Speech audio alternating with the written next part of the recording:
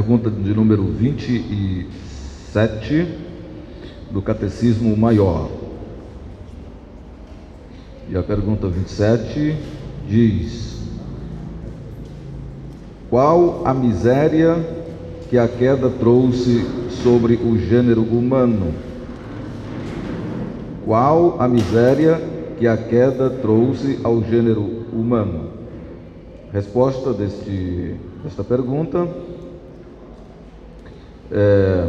a queda trouxe sobre o gênero humano a perda da comunhão com Deus, o seu desagrado e maldição, de modo que somos por natureza filhos da ira, escravos de Satanás, e justamente expostos a todas as punições neste mundo e no vindouro. Então, estas foram as misérias causadas pela queda à raça humana. E nós já vimos a quebra da comunhão com Deus, e hoje nós vamos passar a ver o seu desagrado e maldição, de modo que somos por natureza filhos da ira.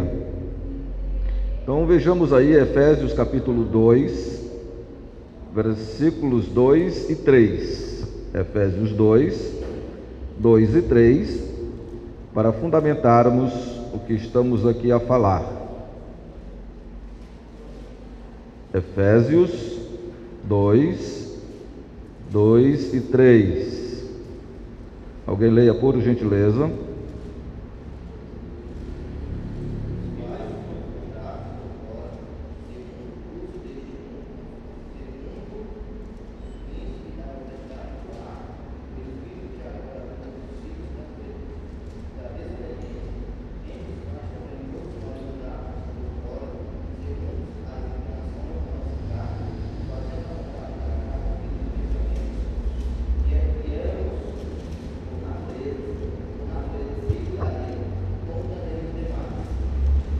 Muito bem. Então aí, irmãos, nós podemos ver o desagrado e maldição do homem, da raça humana, de modo que somos por natureza filhos da ira. Só deixa eu ligar aqui esse computador. O Júnior aí atrás, Júnior. Então, irmãos, nós estamos vendo aí o desagrado e maldição, de modo que somos por natureza filhos da ira. E em Efésios capítulo 2, versos 2 em diante, mostra aí esta consequência do pecado sobre a raça humana, nos quais andamos outrora, nos quais o que? Delitos e pecados, do versículo de número 1. Ele vos deu vida, estando vós mortos nos vossos delitos e pecados, nos quais andastes outrora, segundo o curso deste mundo, segundo o príncipe da potestade do ar, do espírito que agora atua nos filhos da desobediência, entre os quais também todos nós andamos outrora, segundo as inclinações da carne, e fazendo a vontade da carne e dos pensamentos, e éramos por natureza filhos da ira, como também os demais. Neste versículo de número 3, nós temos aí duas afirmações importantes a vermos. Quais são elas? Diz que todos nós andávamos outrora, todos nós outrora éramos, por natureza, filhos da ira. Todos nós, outrora, por natureza, éramos filhos da ira. O que é que os irmãos entendem que outrora por natureza éramos filhos da ira? Isso é importante, esse ponto nesse versículo é muito importante. Por natureza, filhos da ira. O que é que os irmãos entendem por isso? Condenação futura. Mas esse por natureza, filhos da ira,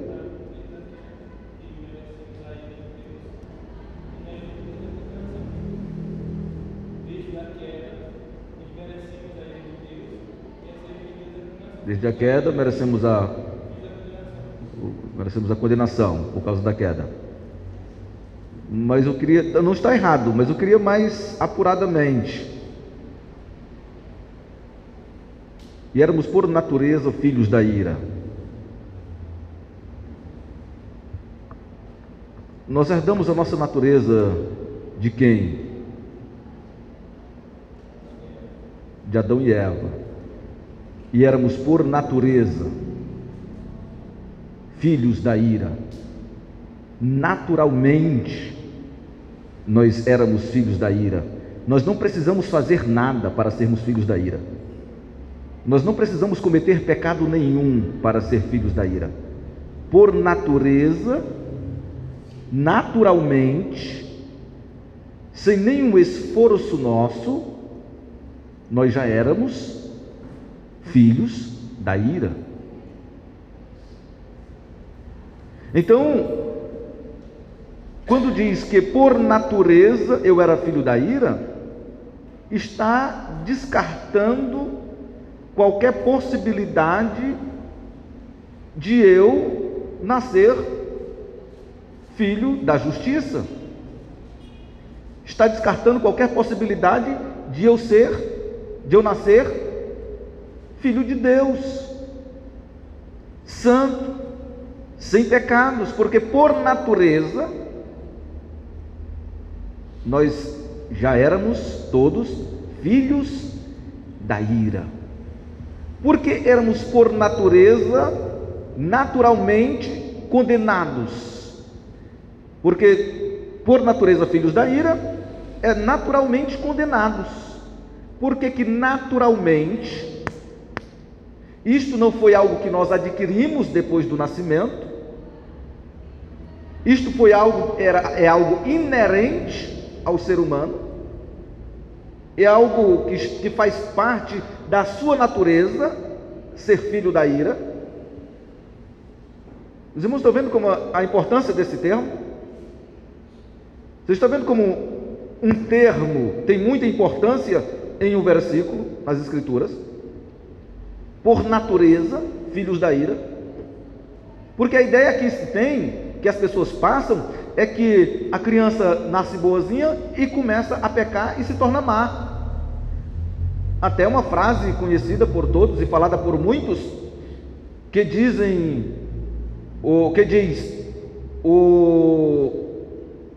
a sociedade, ou melhor, o homem é corrompido pelo meio. O homem é corrompido pelo meio. O homem nasce bom, mas o meio o corrompe. O homem nasce bom, mas o meio o corrompe. Mas aqui a palavra de Deus está dizendo que não. A palavra de Deus está dizendo por natureza, naturalmente. Não foi o meio social que fez com que esse homem se tornasse filho da ira. Não foi o meio, não foi a sociedade, não foi depois que ele começou a pecar, que fez com que esse homem se tornasse filho da ira. Ele é naturalmente filho da ira. Todos nós éramos por natureza. Natureza é o que diz respeito à nossa constituição, como fomos constituídos, como nós nascemos. Por natureza significa isso. Por natureza significa isso. Rapaz, esse menino tem natureza ruim. Ou menino da natureza ruim. Tem gente que diz assim, né? Isso já é desde pequeno que isso tem a natureza ruim. As pessoas dizem isso. O menino tem a natureza ruim porque vem desde pequeno. Ou seja, ele nasceu com aquilo. Ele nasceu com aquilo. E quando diz por natureza, está dizendo, nasceu filho da ira. E éramos por natureza.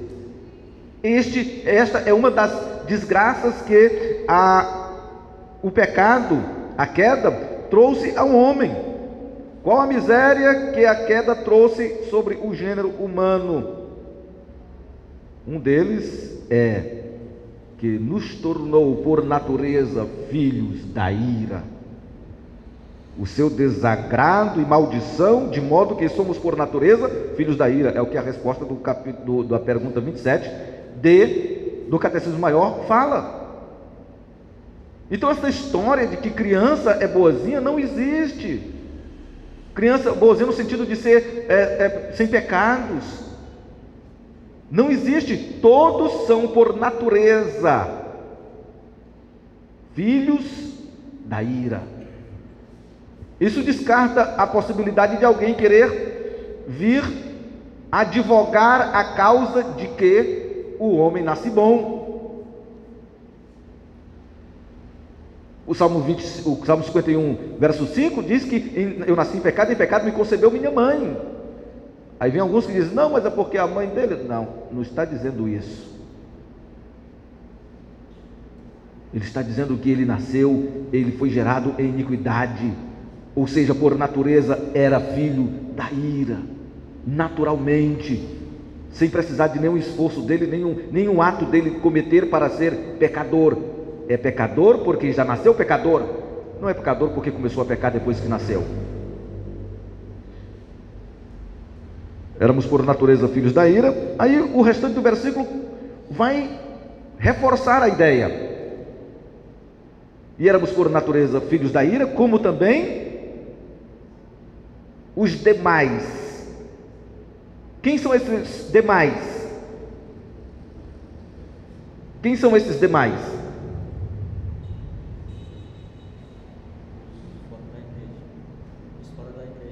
Os que estão fora de Cristo. Os demais são os que estão fora de Cristo.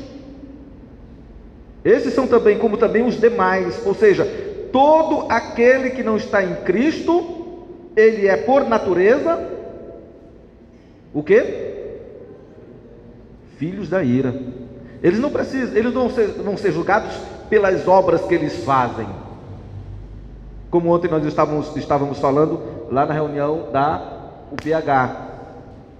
Eles não vão ser julgados, porque mesmo as pessoas, como eu estava falando lá na UPH ontem, as pessoas estão esperando um julgamento futuro. As pessoas estão esperando para serem julgadas no futuro. Só que não vai haver um julgamento no futuro. No futuro vai haver uma decretação de sentença. Não vai haver um julgamento no futuro. No futuro vai haver uma decretação de sentença. A sentença vai ser decretada. Por quê?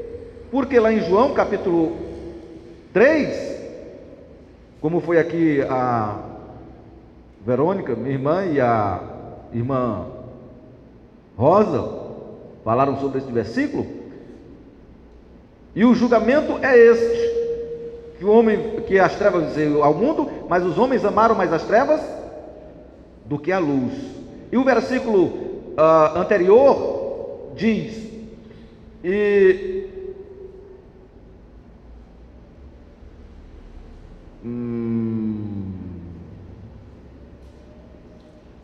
veja o versículo anterior, versículo, se não me engano, 17, João 3, 17, veja aí.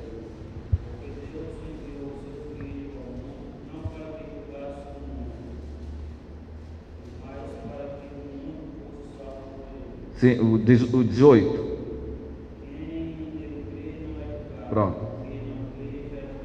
Pronto, é isso aí. Quem nele crê não é julgado. Quem não crê já está julgado. Qual é o julgamento? Aí vem o versículo 19 e diz qual é o julgamento. E o julgamento é este: que a luz veio ao mundo, mas os homens amaram mais as trevas do que a luz. Por isso que Jesus diz em João capítulo 10, versículo 32 e 33, aquele que me confessar diante dos homens, eu o confessarei diante de meu Pai que está nos céus, mas aquele que me negar diante dos homens, eu também o negarei diante de meu Pai que está nos céus. Qual é o julgamento? Confessar Jesus ou não aqui na terra. Esse é o julgamento. Por isso que aquele que nele crê não é julgado, mas o que não crê já está julgado. Por isso que Marcos capítulo 15, verso 16 diz que ide pregar o evangelho a toda criatura. Aquele que crê será salvo, quem não crê já está condenado. Então o julgamento já está feito. O julgamento já está feito. O que vai haver no futuro, quando Jesus voltar, é uma decretação de sentença. Vai ser decretada a sentença e não um julgamento. como eu até falei do vídeo que o nosso irmão Júnior Parente trouxe, quando veio fazer na pergunta 26, e no final as pessoas estão esperando, o que foi que você fez? Está aqui, eu fiz isso, ver se dá para eu passar. Não, é Jesus Cristo, o julgamento é Jesus Cristo. Creu em Jesus ou não creu aqui? Este é o julgamento, já está feito.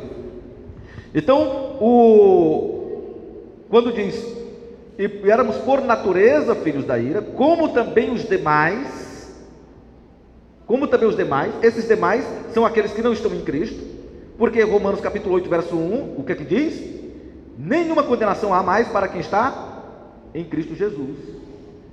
Você vê como a Bíblia vai se costurando? Você vê como é uma coisa bem harmonizada? Você pega um versículo aqui, outro ali, outro acolá, ele vai se tudo batendo com o outro, corroborando com o outro. Quando a doutrina das Escrituras é aplicada corretamente, não tem versículo se conflitando, não tem versículo se contradizendo, entre aspas, como muitos querem.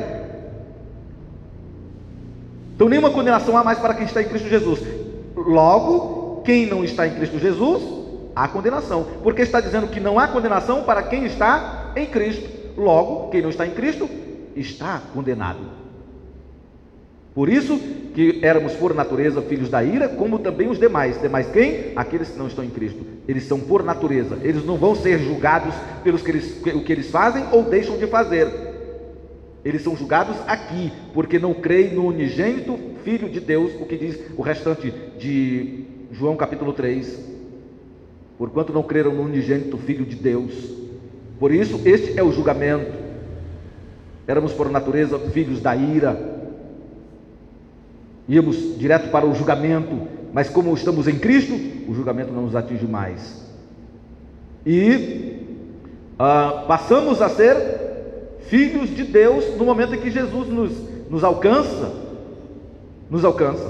Éramos filhos da ira, éramos filhos do diabo, estávamos sendo guiados por Satanás, mas a partir do momento que Jesus nos alcança, nós nos tornamos filhos de Deus. Quando Adão e Eva pecaram, perderam o direito da filiação, passaram a ser agora só criatura.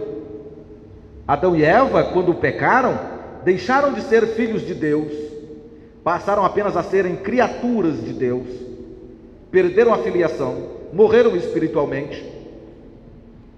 Mas Jesus vem e nos reconcilia.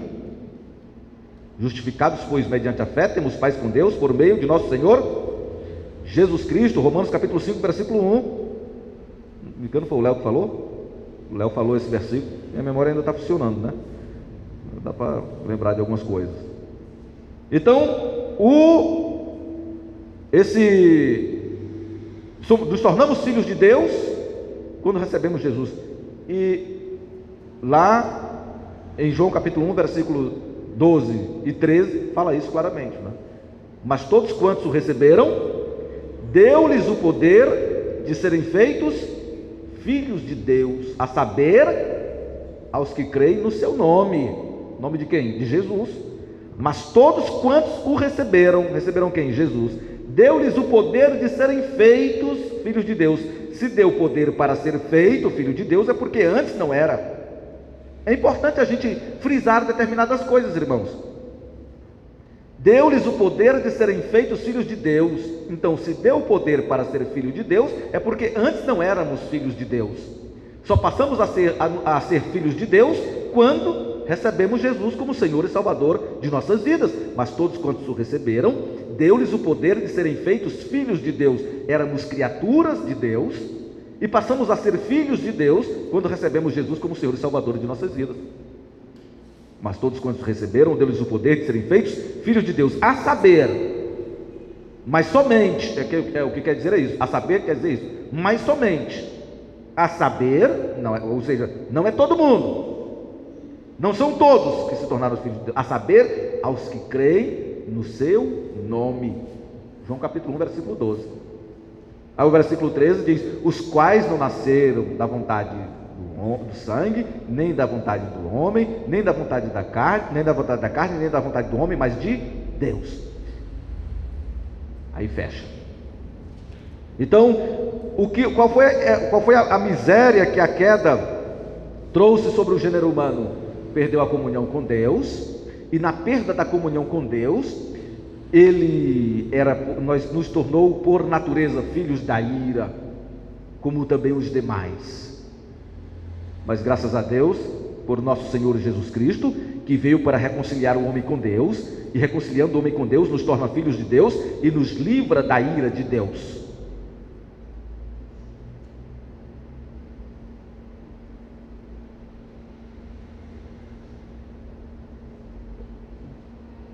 Então, a miséria que a queda trouxe sobre o gênero humano foi a perda da comunhão com Deus, o seu desagrado e maldição, de modo que somos por natureza filhos da ira, escravos de Satanás. A queda nos tornou escravos de Satanás. Veja aí, 2 Timóteo 2,26, segunda epístola de Paulo a Timóteo 2,26.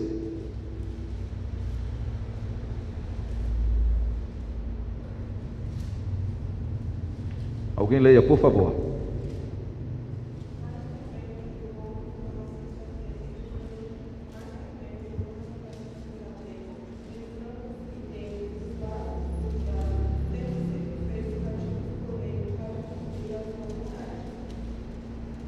Mas também o retorno à sensatez. Vejamos aí o versículo 25 para a gente compreender melhor, né? Disciplinando com mansidão os que se opõem, na expectativa de que Deus lhes condenarão só o arrependimento para que conhecessem plenamente a verdade.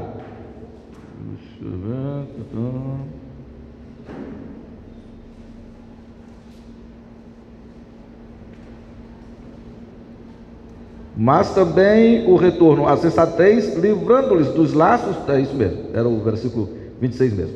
Mas também o retorno à sensatez, livrando-se eles dos laços do diabo, tendo sido feitos cativos por ele, para cumprirem a sua vontade.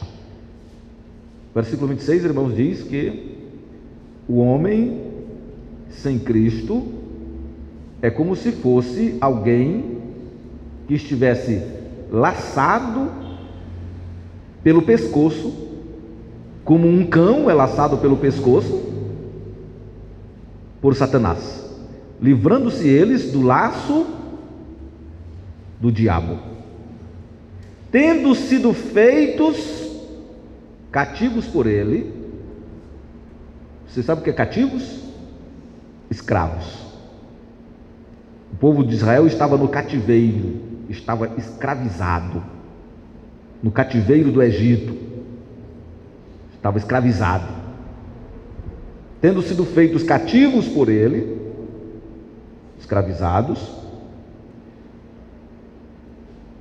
para cumprirem a sua vontade. Então isto foi o que a queda fez com a raça humana. Tornou a raça humana escrava de Satanás, como se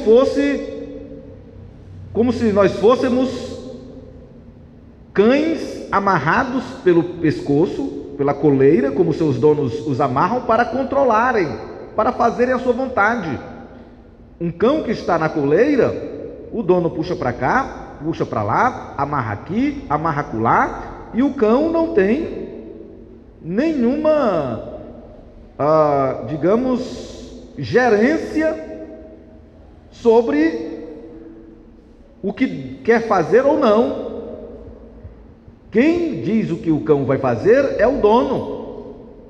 Venha por aqui, venha por ali, venha para cá. Então a palavra de Deus está dizendo que a raça humana, nós, antes de conhecermos a Cristo, éramos assim, os demais continuam assim, aqueles que não conhecem a Cristo, são escravos de Satanás. A raça humana se tornou escrava do diabo, como se tivesse um laço no pescoço, que o diabo puxa para onde quer, leva para onde quer.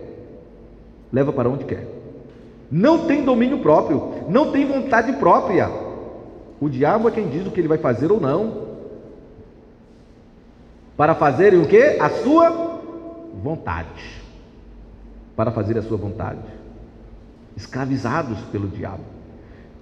Para melhorar aí o entendimento, vamos ver João capítulo 8, verso 44. Veja o Evangelho de João 8, 44.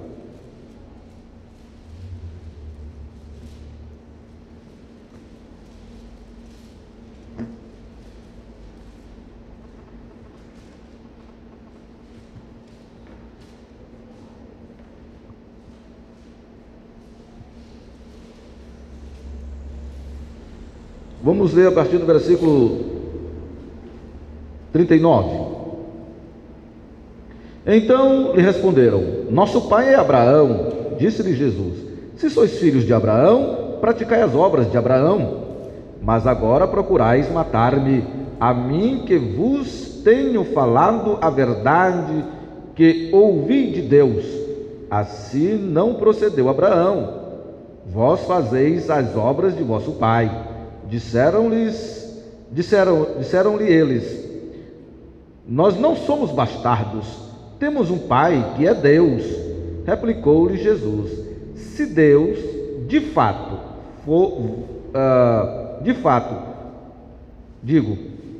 se Deus fosse de fato vosso pai, certamente me havíeis de amar, porque eu vim de Deus e aqui estou.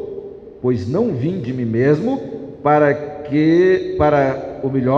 mas ele me enviou. Qual a razão por que não compreendeis a minha linguagem? É porque sois incapazes de ouvir a minha palavra. Vós sois do diabo, que é vosso pai, e quereis satisfazer-lhe os desejos à vontade. Então Jesus ele está dizendo: vocês não são filhos de Deus, vocês são filhos do diabo. Por que eles eram filhos do diabo? Porque só queriam fazer a vontade do diabo. Eles não eram filhos de Deus, eram criaturas de Deus, mas se tornaram escravos do diabo, fazendo a sua vontade, como se tivessem uma corda no pescoço e o diabo puxasse para onde quiser. É por isso que o homem não tem domínio próprio de si. Vai para a bebida, vai para a droga, vai para a festa, vai para as quadrilhas, vai para o carnaval. Ele não tem domínio de si. Ele é arrastado. Ele é arrastado. Quando ele ouve a propaganda da festa, é como se jogasse um laço no pescoço dele e puxasse ele para lá, que ele não tem como sair. Fica puxando até ele ir. Fica puxando até ele ir. É quando chega o final de semana, ou então os colegas chegam para beber, com uma amarração no pescoço. Pode, quem quiser estar querendo tirar, não vai não bebe, não faz isso. E como um laço puxando, ele vai até... É escravo, irmãos. Por isso que Jesus disse: e conhecereis a verdade vos libertará. E se o Filho vos libertar, verdadeiramente sereis livres. O versículo 34 de João capítulo 8 diz: pois todo o que comete pecado é escravo do pecado. Escravo, é escravo. Todos nós estávamos escravizados antes. Isso foi o que o pecado, a miséria que a queda trouxe para a raça humana, tornou o homem escravizado por Satanás. Diga, irmão, você fez assim, você quer falar? Então, escravizado por Satanás, sem vontade própria, sendo puxado por ele para onde ele quer.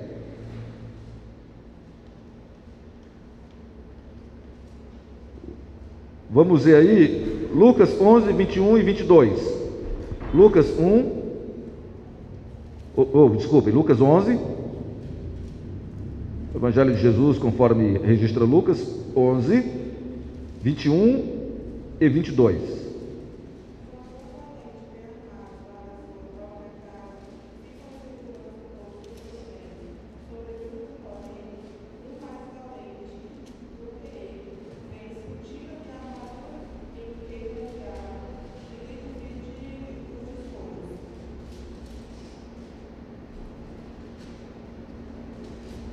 Lucas 11, 21 e 22.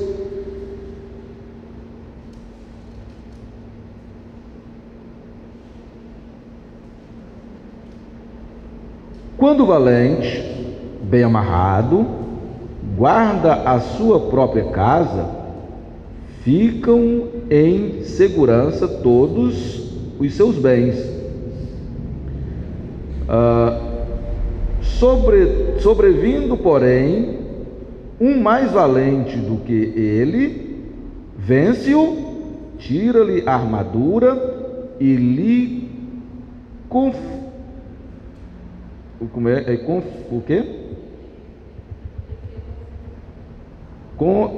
em que confiava, melhor dizendo, tira a armadura em que confiava e lhe divide os despojos. Aqui Jesus está falando de um valente. Quem é o valente? Satanás. Quem é o mais valente? Jesus Cristo. Então o valente tem os seus bens. Quais eram os bens do valente? A raça humana decaída. Vem o mais valente, amarra o valente e aí tira os seus despojos. Despojos é o que ele tem, os tesouros que ele tem, os bens que ele tem são os despojos, que era uma prática da tirania. Quando eles chegavam em um determinado país, dominavam o país e levavam todos os seus despojos, os seus ouros, pratas, as pessoas eram levadas escravas,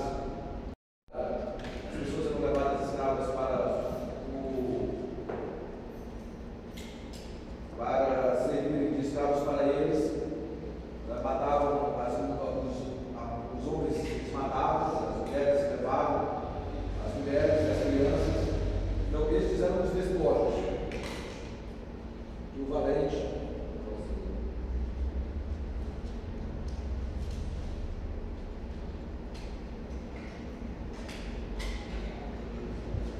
Então esses eram os despojos que o valente, que o mais valente tomava quando eles conquistavam. E Jesus é o mais valente. Satanás é considerado o valente, mas Jesus é o mais valente, que amarrou o valente e saqueou seus despojos. Ou seja, nos desescravizou, nos tirou do poderio de Satanás, do império das trevas, do império de Satanás.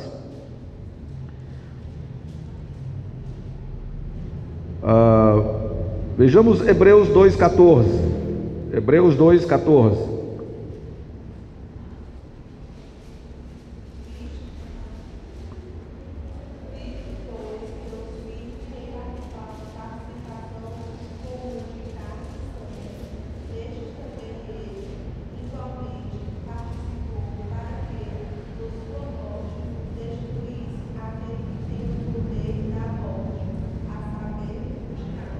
Pronto.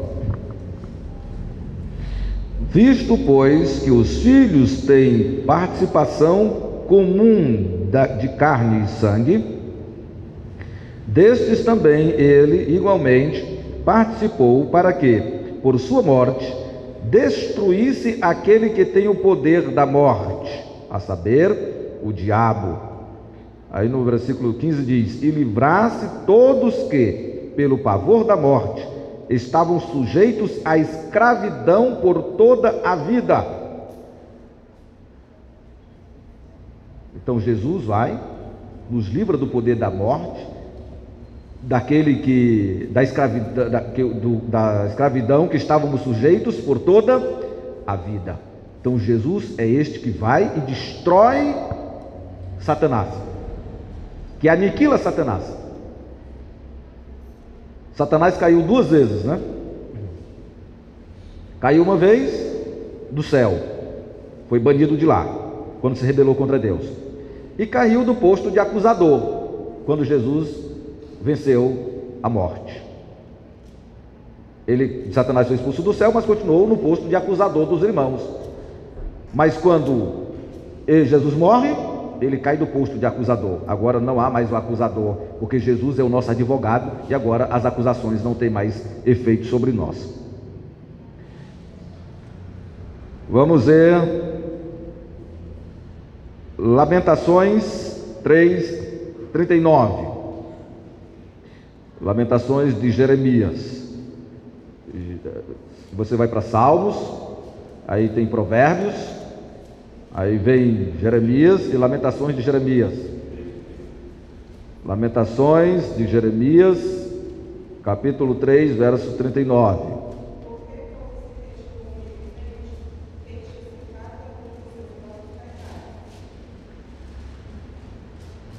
Só chegar lá.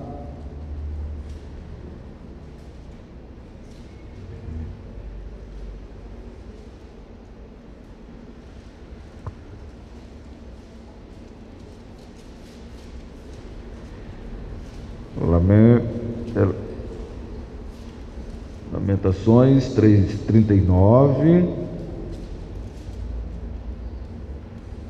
Porque, pois, se queixa o homem vivente, queixe-se cada um dos seus próprios pecados. Então o homem não pode ficar se queixando: ah, mas por que está acontecendo isso comigo? Por que eu vou para o inferno? Não, queixe-se do seu próprio pecado. O que leva o homem para o inferno foi o pecado de Adão e Eva. É o pecado, a desobediência, que todos nós nascemos com ela. Então o homem não precisa estar se queixando disso. Queixe-se do seu próprio pecado. Não se queixe de que, eu estou passando por isso, eu estou passando por aquilo, por que isso, por que aquilo. Queixe-se do seu próprio pecado. Não pode estar querendo botar a culpa em Deus, acusar a A, a B. Não, queixe-se do seu próprio pecado.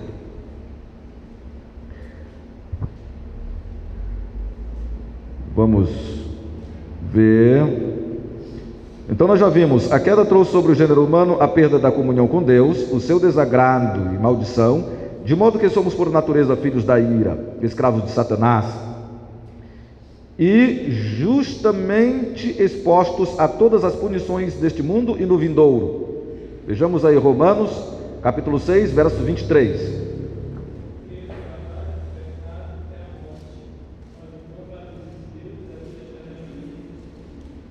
Nosso Senhor. Então, porque o salário do pecado é a morte. Isso é interessante, irmãos. Falar em salário.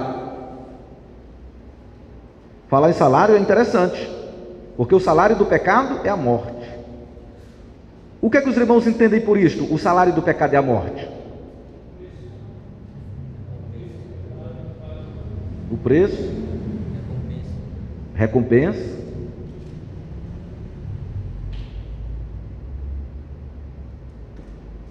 Quem trabalha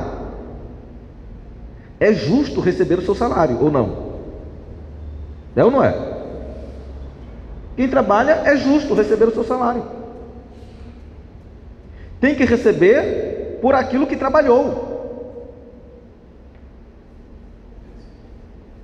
Se não receber aquilo pelo que trabalhou, é injustiça da parte daquele que deveria pagar, ou não?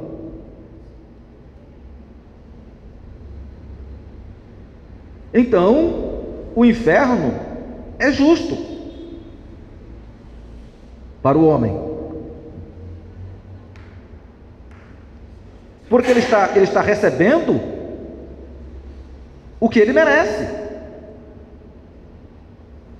porque o salário do pecado é a morte. Então o inferno é justo para o homem receber o inferno, porque ele está recebendo pelo não algo que Deus está lhe dando porque quer lhe dar. Não, Deus está sendo justo quando manda o homem para o inferno, porque é o salário que ele está recebendo pelo pecado de Adão e Eva. É justo, não é injusto. Injusto seria se Deus mandasse o homem para o céu sem ter sido pago um preço por isto. Por isso Satanás tinha razão de acusar a raça humana. Tinha direito, era legal para Satanás, porque Satanás diz: Deus, você é justo, você tem que fazer justiça. Eles têm que ir para o inferno, porque o salário do pecado é a morte. Você disse no dia que comer morreria. Eles têm que ir para o inferno. O salário do pecado é a morte. Eles têm que ir para o inferno. Se você não mandar, se o Senhor não mandar eles para o inferno, está sendo injusto, porque eles têm que receber o que eles merecem. O que é que a raça humana merece? O pecado. A raça humana merece, ou melhor, merece o quê? O inferno. Este é o merecimento, porque o salário do pecado é a morte. A morte que está lá em Gênesis. Porque este é o salário merecido deles. Nosso, melhor dizendo, da raça humana. Então, o salário é um preço justo que se está dando por aquele que merece receber. Então, o homem não está recebendo o inferno injustamente. Então, não se pode julgar Deus injusto porque o homem vai para o inferno, porque ele está recebendo o salário dele, o pagamento dele. Porque para ele foi dito qual seria o pagamento. De toda árvore do jardim poderás comer livremente, mas da árvore que dá o conhecimento do bem e do mal, dela não comerás, porque no dia que dela comer, certamente morrerás. Foi dito para ele qual seria o salário que ele iria receber, o preço que ele iria receber. E ele infringiu a lei de Deus, comeu, e agora é justo receber o preço. Por isso que a palavra de Deus diz que Jesus Cristo é a justiça de Deus. Em Jesus é feito justiça de Deus. Fomos justificados por meio da fé. Justificados, pois, mediante a fé, temos paz com Deus, por meio de nosso Senhor Jesus Cristo. Fomos justificados porque Jesus é a nossa justiça. O preço foi pago em Cristo.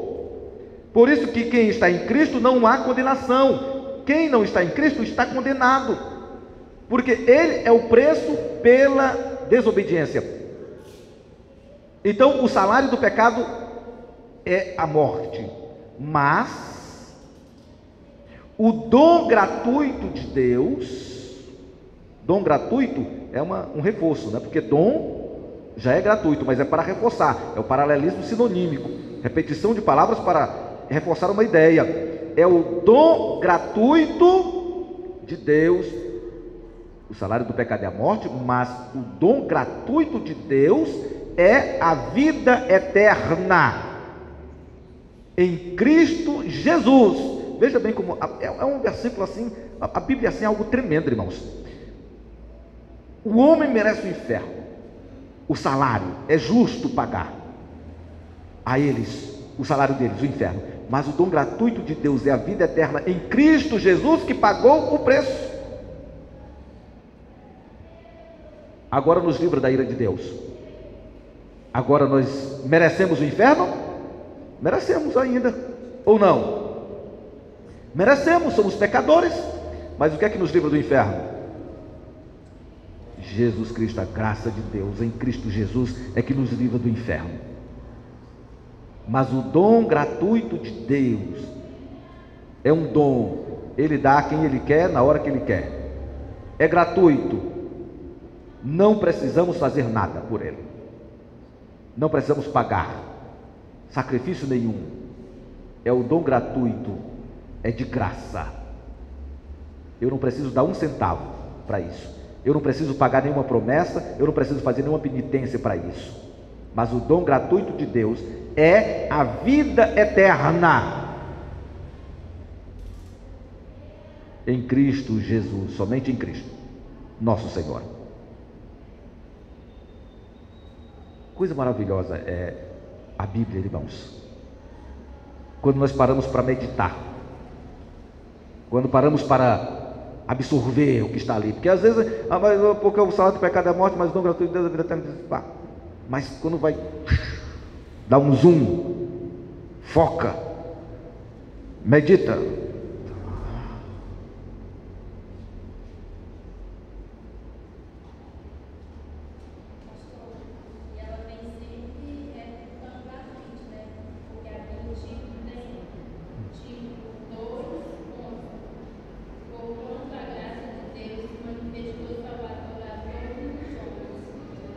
portanto a graça salvadora se mostrou a todos os homens, né? A toda a raça humana.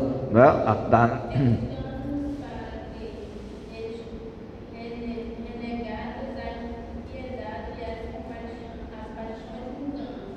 exatamente, renegando a impiedade, as paixões mundanas, ou seja, saindo desse mundo, renegando essa vida mundana para servir a Deus, né?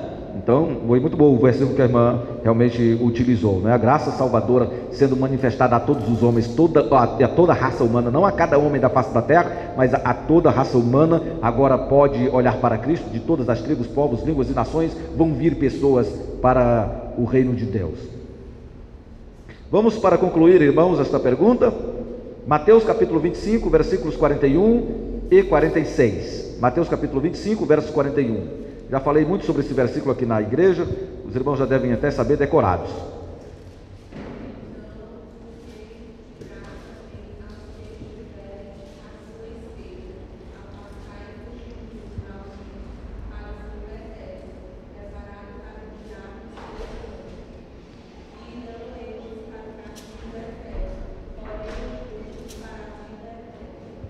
Esta aí é a decretação da sentença. Aí não tem julgamento, viu, irmãos?